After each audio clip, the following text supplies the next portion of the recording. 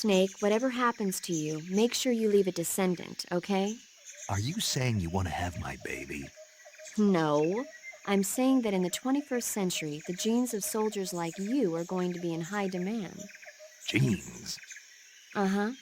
Remember when Watson and Crick discovered the double helix structure of DNA back in 1953? Ah, no. You know, they won the Nobel Prize in Medicine for it the year before last. Of course, you have to feel sorry for Pauling and Franklin. They were researching the exact same thing.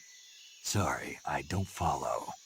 Inside every living creature are little blueprints called genes.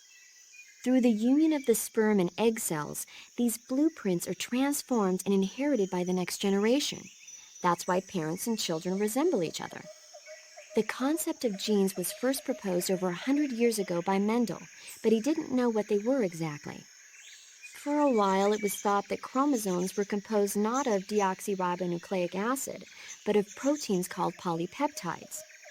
Later, it was shown that deoxyribonucleic acid, or DNA, was a biological macromolecule.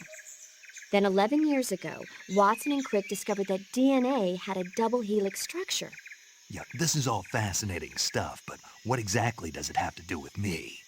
The inherent characteristics of any given individual are determined by his or her genes.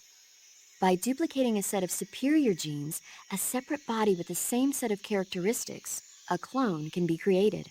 But genes don't control a person's fate. That's true, but having an offspring that's genetically identical to the parent is more efficient, right? You can expect better results that way. More efficient. You can't mass produce human beings.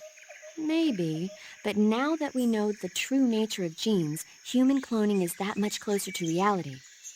Nuclear transplanting is already theoretically possible, so one day. My genes are going to be a valuable commodity.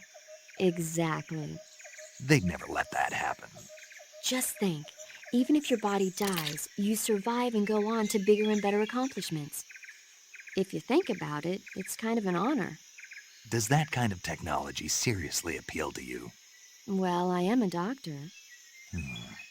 I can't condone it on moral grounds, but I'm fascinated by the possibilities, especially when I see such an excellent specimen as yourself. Yeah, well, thanks for the compliment, but it doesn't make me feel any better. Don't be so glum. It's not like it's going to happen anytime soon. We'll just have to wait and see.